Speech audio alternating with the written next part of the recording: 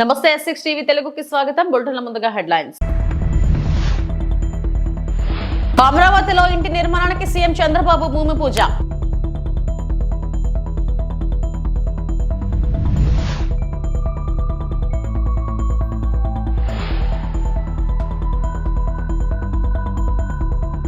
అరాచకాలు సృష్టించేందుకే జగన్ కుట్రలు, మంత్రి అనిత.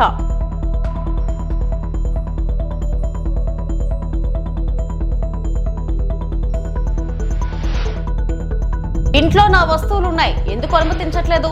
సినీ నటుడు మంచు మనోజ్.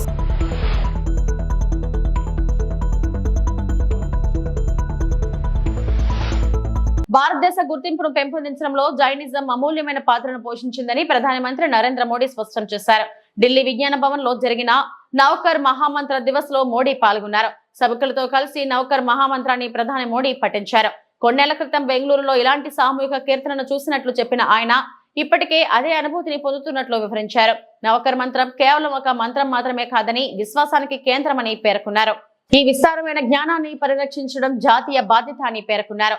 ఈ వారసత్వాన్ని కాపాడడానికి తాము ప్రాకృత పౌలి భాషలకు శాస్త్రీయ భాషా హోదాను ఇచ్చామని గుర్తు చేశారు. साथियों, नवकार महामंत्र सही मायने में मानव ध्यान, साधना और आत्मशुद्धि का मंत्र है। इस मंत्र का एक वैश्विक परिप्रेक्ष्य है। यह शाश्वत महामंत्र भारत की अन्य श्रुति स्मृति परंपराओं की तरह पहले सदियों तक मौखिक रूप से, फिर शिलालेखों के माध्यम से और आखिर में प्राकृत पांडुलिपियों के द्वारा पीढ़ी दर पीढ़ी आगे बढ़ा और आज भी ये हमें निरंतर राह दिखाता है।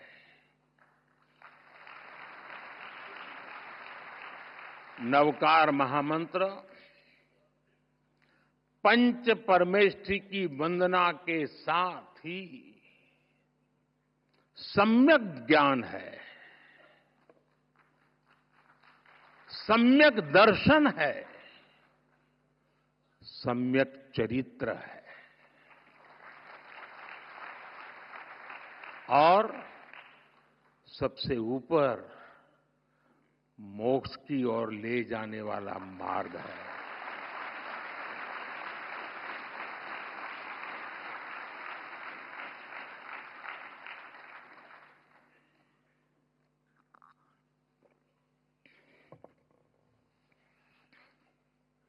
हम जानते हैं जीवन के 9 तत्व हैं। जीवन को ये 9 तत्व पूर्णता की ओर ले जाते हैं। इसलिए हमारी संस्कृति में 9 का विशेष महत्व है। जैन धर्म में नवकार महामंत्र, 9 तत्व, 9 पुण्य और अन्य परंपरा. ఏపీ సీఎం చంద్రబాబు రాజధాని అమరావతిలో తన ఇంటి నిర్మాణ పనులకు బుధవారం శంకుస్థాపన చేశారు. కుటుంబ సమేతంగా ఈ కార్యక్రమంలో పాల్గొన్నారు. వెలగపూడి సచివాలయం వెనుక ఈ రహదారి పక్కనే ఇంటి నిర్మాణం చేపట్టారు. గత ఏడాది డిసెంబర్లో వెలగపూడి రెవెన్యూ పరిధిలో 5 ఎకరాల విస్తీర్ణంలో నివాస ప్లాట్లను ఇదే గ్రామానికి చెందిన రైతు కుటుంబం నుంచి కొనుగోలు చేసిన విషయం తెలిసిందే. ఇటీవల ప్లాట్ రిజిస్ట్రేషన్ ప్రక్రియ పూర్తయింది. ఇంటిని 1455 చదరపు గజాల విస్తీర్ణంలో G+1 లో నిర్మించనున్నారు. పనులు పూర్తి చేసి ఏడాదిలోపు గృహప్రవేశం చేయాలని భావిస్తున్నారు. కార్యక్రమంలో చంద్రబాబు సతీమణి నారా భువనేశ్వరి, మంత్రి నారా లోకేష్, బ్రాహ్మణి, దేవాంశ్ పాల్గొన్నారు.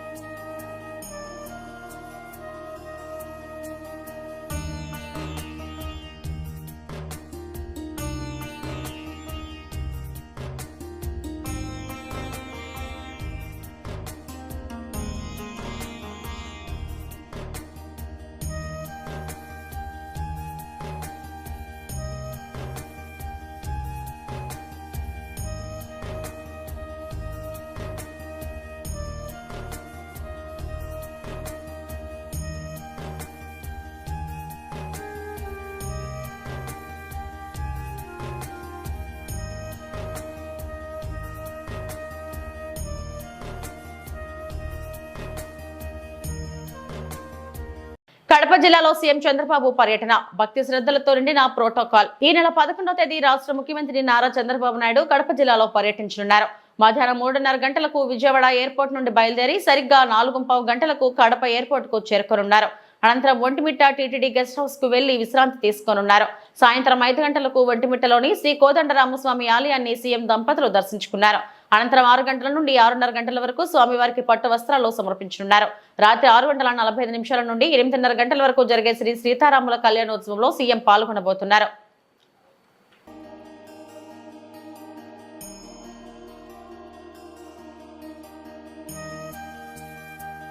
రాప్తాడు పర్యటనలో కావాలనే గొడవలు సృష్టించి ఘర్షణలు జరిగేలా చేసేందుకు మాజీ సీఎం జగన్ పక్కా ప్రణాళికలతో వ్యవహరించారని హోంమంత్రి వంగలపూడి అనిత అన్నారు. జగన్ పర్యటనకు 2 రోజుల ముందు నుంచే ఇలాంటి కుట్రలకు తెరలేపారని ఆమె ఆరోపించారు. గొడవలు జరిగే అవకాశం ఉందనే నిఘా వర్గాల సమాచారంతోనే 1100 మంది పోలీసుల్ని మోహరించామన్నారు. ఆయన డబ్బులిచ్చి వైసీపీ కార్యకర్తల్ని భారీగా రప్పించి పోలీసులపై దాడికి దిగారన్నారు. పర్యటన ముగించుకొని రోడ్డు మార్గంలో వెళ్లేందుకు ముందుగానే జగన్ నిర్ణయించుకున్నారని, కానీ గొడవలను సృష్టించి దాన్ని పోలీసులు ప్రభుత్వంపై నెట్టేందుకు హెలికాప్టర్ సమస్య అని నాటకం ఆడారని అనిత తెలిపారు.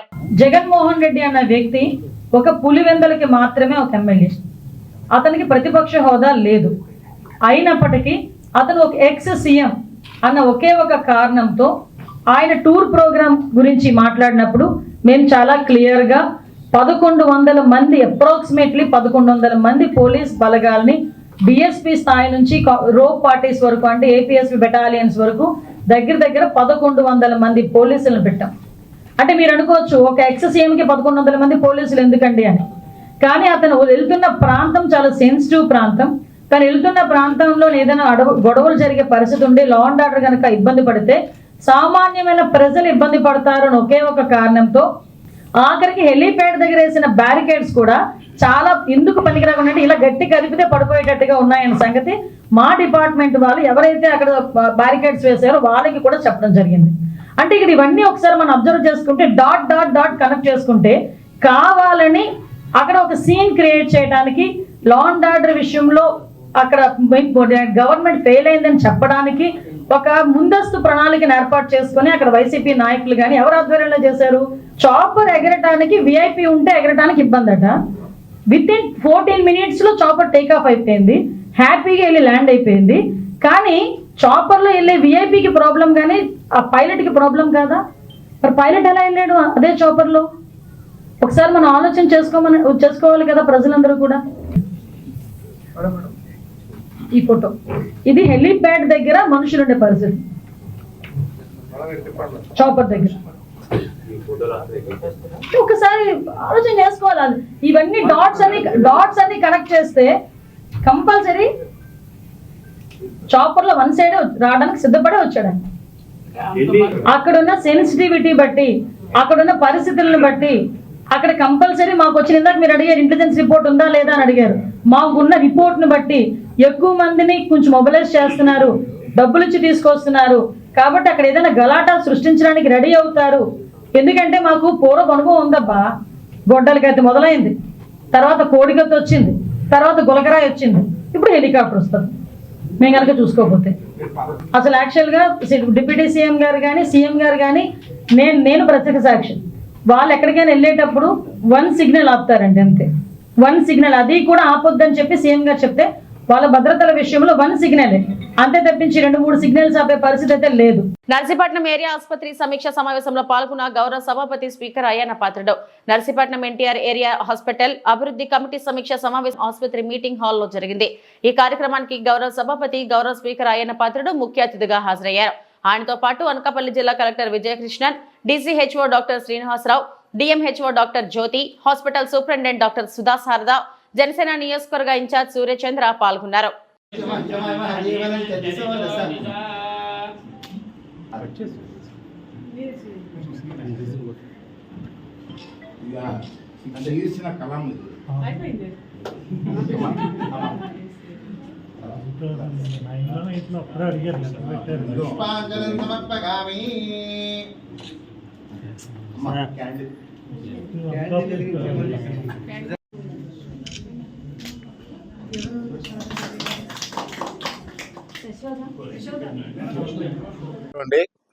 మరి ఈరోజు కలెక్టర్ గారు కూడా వచ్చారు. వారికి మెడికల్ సైడ్ వచ్చినటువంటి ఆఫీసర్లందరికీ నా నమస్కారం తెలుస్తూ ప్రెస్ వారికి నమస్కారం.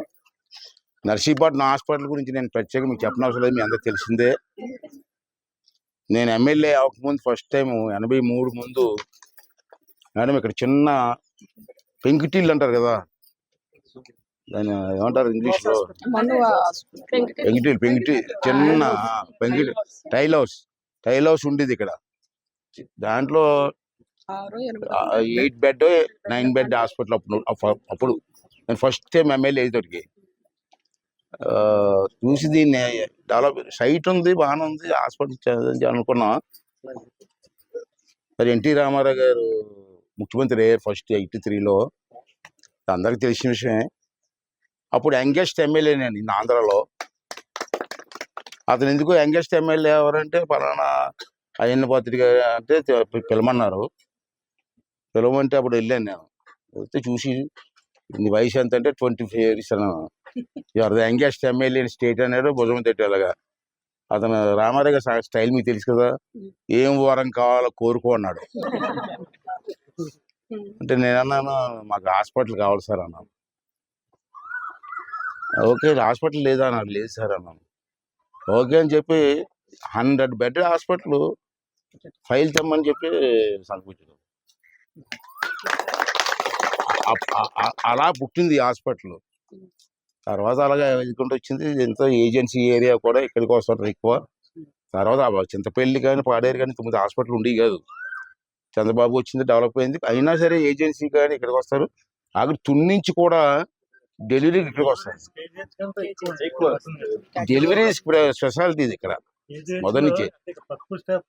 తుని నుంచి వచ్చేస్తారు. నేను అడిగే మీ హాస్పిటల్ ఉంది కదా అంటే లేదంటే ఇక్కడికి వచ్చేస్తారు.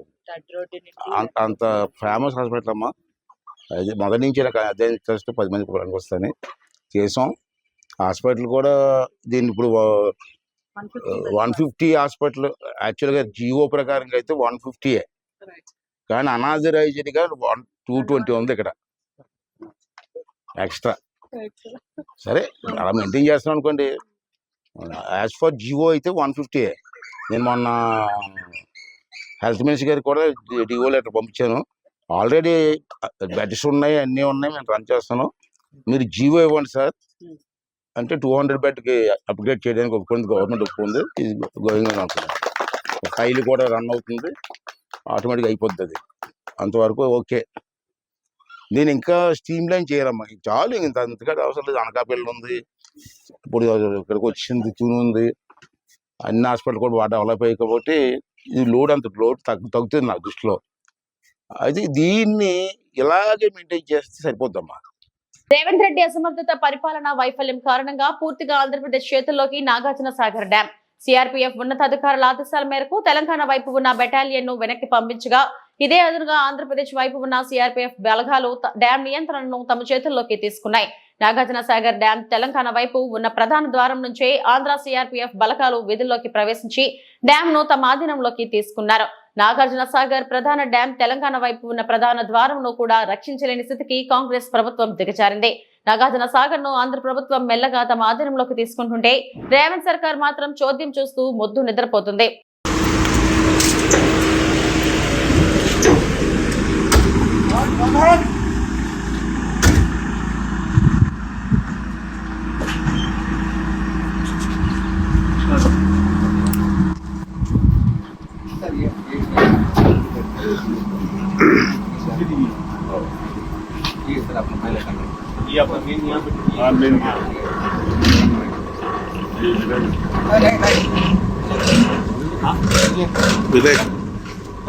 पेपर वाला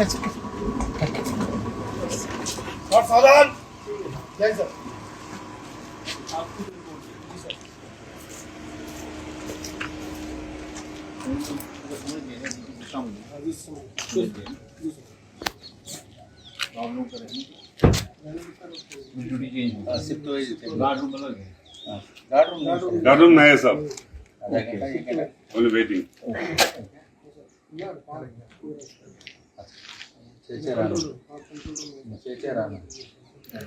मेन गेट है.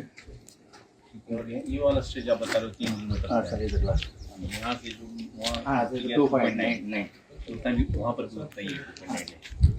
नहीं ये 3 इधर से लेकर गेट तक 3 किलोमीटर, आउटर में 2.9 अंते 2.9. కుటుంబ వివాదంతో నటుడు మోహన్ బాబు కుటుంబం తాజాగా మరోసారి వార్తల్లో నిలిచింది. తన కారు పోయిందని మంగళవారం పోలీసులకు ఫిర్యాదు చేసిన మనోజ్ బుధవారం ఉదయం జల్పల్లిలోని మోహన్ బాబు నివాసం వద్దకు చేరుకున్నారు. ఆయన్ను లోపలకు అనుమతించకపోవడంతో గేటు బయటే బైఠాయించి నిరసన తెలియజేశారు. అనంతరం మీడియాతో మాట్లాడారు. ఇంట్లో తనకు సంబంధించిన వస్తువులు, పెంపుడు జంతువులు ఉన్నాయని, వాటిని తీసుకెళ్దామంటే లోనికి వెళ్ళనివ్వట్లేదని మనోజ్ తెలిపారు. ఈ క్రమంలో ఆయన పోలీసులపై ఆరోపణలు చేశారు. మోహన్ బాబు గారు చెప్పాలి అంటున్నారు. సార్ ఇది ఎక్కడ నేను సార్ ఇంటి లోపల మా నాన్న లేరు, ఎవరు లేరు, మా పెట్స్ ఉన్నాయి, 25 మంది రౌడీ షీటర్లు ఉన్నారు. నేను డ్రోన్ పంపిస్తాను సార్ చూడండి సార్ అంటే పంపించద్దు, నేను చూడకూడదు. పోనీ నేను ఇక్కడ ఉంటాను సార్, మీరు లోపలికి వెళ్ళిన పెట్స్ నేను కుక్క పిల్లలన్నీ ఇచ్చేయండి సార్, తీసుకెళ్ళిపోతాను. 3 ఉన్నాయి సార్, వాళ్ళు నీళ్లు పెడుతున్నారు, ఏం పెడుతున్నారు, ఎండాకాలం చూసుకుంటాను సార్, పిల్లల్లా పెంచుకుంటాం వాటిని. మేము నా కారు మీరు వెళ్ళి తండ్రి సరే దండం పెట్టుకున్నారు, కాలు పట్టుకుంటాను సార్ అని. కళ్ళల్లో నీళ్ళు వచ్చేసింది, ఆ పెట్స్ వచ్చేసి గేట్లు సందుల్లో మీకు ఏదో చీటింగ్ జరిగింది అక్కడ, we want to prove it. నేను ఆ ఆర్గ్యుమెంట్ జరిగింది, వి ప్రూవ్డ్ ఇట్ రైట్. కోర్టులో అక్కడ ఎవరో వీళ్ళు తప్పుదారి పెట్టి కోర్టుకి చెప్పారు, జడ్జి గారు చెప్పి కోర్టుని చీట్ చేస్తారని తిట్టి అవతల వాళ్ళని కూడా ఈయన మీద వేసిన ఆర్డర్ నేను వెకేట్ చేస్తానని తీసేశారు. సో ఒరిజినల్ హైకోర్టు ఆర్డర్లో ఇప్పుడు నేను ఇక్కడికి వచ్చాను. మా ఇంట్లో ఎవరు లేరు, మొత్తం anti social elements, rowdy sheeters, police లాఠీలు పెట్టుకొని ఈ అమ్మ ఫోటోలు తీసింది. ఈ అమ్మాయిని ఆపేస్తే మీరు ఎవరు రాలేదు, అమ్మ నా బెండెక్కమ్మ అని చెప్పి ఎక్కించుకొని తీసుకెళ్ళాను. ఈ తల్లిని తీసుకెళ్లిన తర్వాత తల్లి వీడియోలు తీస్తుంది. సిఐ వచ్చారు, సిఐ వచ్చేసి పాప మీద పట్టుకొని తోయడం, సెక్యూరిటీ పోలీస్ అంతా నేను అడ్డుపడిపోయారు. నా ముందు చేయకండి సార్, నా ముందు చేయకండి అని చెప్పి అడ్డుపడిపోయి పెన్ను మిల్లు ఇంకో టీవీ ఇంకో ఆయన వచ్చి లాగేశారు. అంటే మోహన్ బాబు గారు ఇంటి దగ్గరకు వస్తే ప్రెస్ నేను కొడతారు, పోలీసు నేను వచ్చి ప్రెస్ని కొట్టేస్తారు. నాకు అర్థం కాలేదు. ఐఎమ్ రియలీ సారీ, నా కోసం వచ్చి నా వల్ల మీకు అదైనందుకు ఐఎమ్ రియలీ సారీ తల్లి. ఒక అన్నగా నేను ఎప్పుడు ఉంటాను, ఐఎమ్ సారీ. బట్ మీరు అంత గట్టిగా పోరాడారు, నిలబడారు, థ్యాంక్ యూ సార్. తప్పు లేనప్పుడు మిమ్మల్ని ఎందుకు సార్ ఆపుతున్నారు అక్కడ రాకుండా? నేను రమ్మంటున్నాను ప్రెస్ని, నేను ఎక్కడికైనా వచ్చి మాట్లాడుతుంటున్నాను, ఎందుకు ప్రెస్ని రానిట్టు? నేను ఒకటే అడిగాను సార్, హైకోర్టు ఆర్డర్ ఇదిగోండి, మీకు కూడా షేర్ చేశాను సార్, మీకు వచ్చేసి ఉంటుంది ఈ పాటికి. హైకోర్టు ఆర్డర్ ఇచ్చాను, లోవర్ కోర్టుకి చీటింగ్ చేశారు, కమిషనర్ గారు బాండు, ఇవి 3 ఉన్నాయి, ఇవి చల్లవంటారు. పోనీ రాసి ఉందంటే మీరు రాయకూడదు అంటారు, పోనీ ప్రెస్కి చెప్పమంటే మీరు చెప్పమంటారు. సరే ఏ అధికారంతో నా ఇంట్లో మీ ఇంటికి వెళ్ళేదని మీకు ఆర్డర్ కావాలంటాడు, మీరు ఇంటికి వెళ్ళేదని మీరు ఆర్డర్ తీసుకుంటున్నారా సార్ అని. లేదు మీ నాన్న చెప్పాలి మాకు అన్నారు. మార్క్ శంకర్ త్వరగా కోలుకోవాలని జన సైనికులు ఆంజనేయ స్వామికి ప్రత్యేక పూజలు చేశారు. తిరుపతి జిల్లా పిచ్చటూరు మండలం కిలకపూడి ఆంజనేయ స్వామి గుడిలో ఆంధ్రప్రదేశ్ ఉప ముఖ్యమంత్రి పవన్ కళ్యాణ్ చిన్న కుమారుడు మార్క్ శంకర్ త్వరగా కోలుకోవాలని, ఆరోగ్యంగా ఉండాలని పసుపులెట్టి హరిప్రసాద్ మరియు లావణ్య కుమార్ ఆదేశానుసారం పిచ్చటూరు జనసేన మండల నాయకులు ప్రత్యేక పూజలు నిర్వహించారు. ఈ కార్యక్రమంలో సుగంధర్, రాజశేఖర్ పాండ్యన్, కిషోర్, వినీల్ కుమార్, సాయి కుమార్, శ్యామ్ నాగేంద్రం, ఫ్రాంక్లిన్ తదితరులు పాల్గొన్నారు.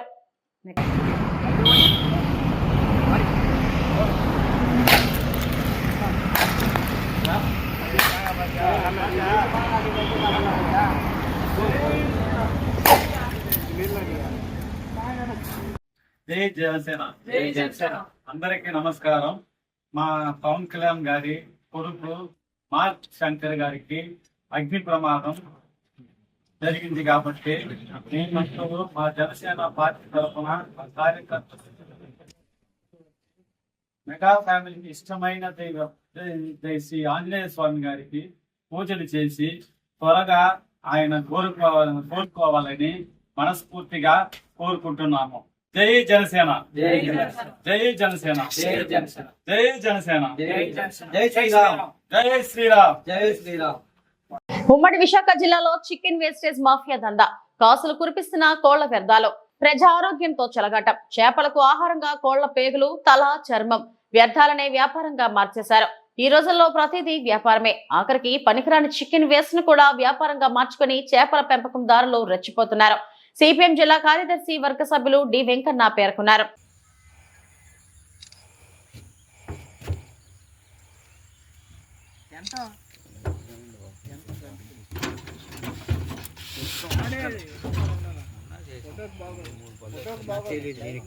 పవన్ కళ్యాణ్ నియోజకవర్గంలో కార్మికుల ఆకలి కేకలు.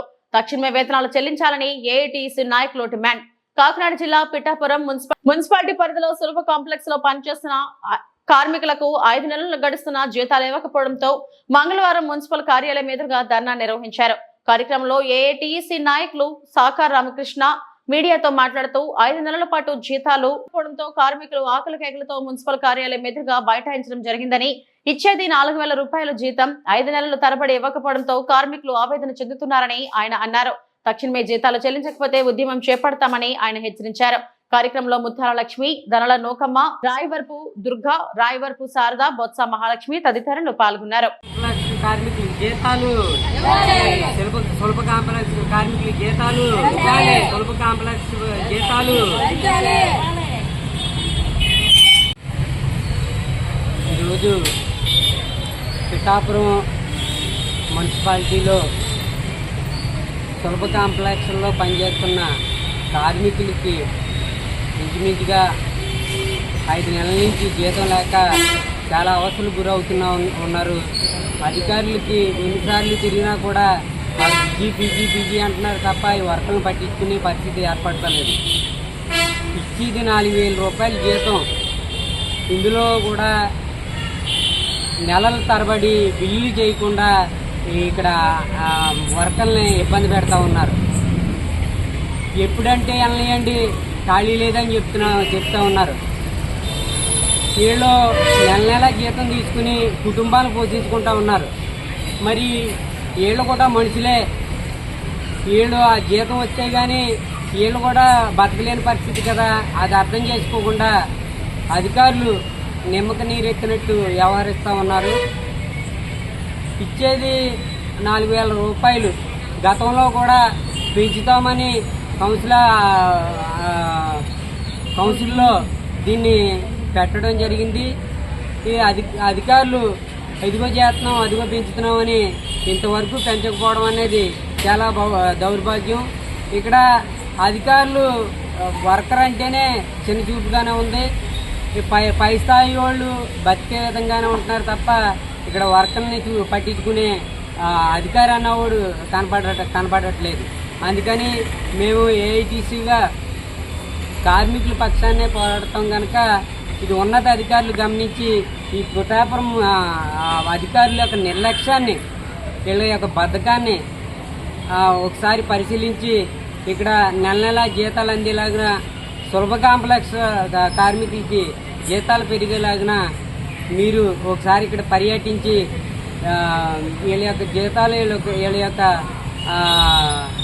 భవిష్యత్తుని చూడాలని మేము సిపిఐ తరఫున ఏఐటీసీ తరఫున డిమాండ్ చేస్తా ఉన్నాం. ఇవి ఇప్పటివరకు నా బులెటిన్ అప్డేట్స్. నమస్తే.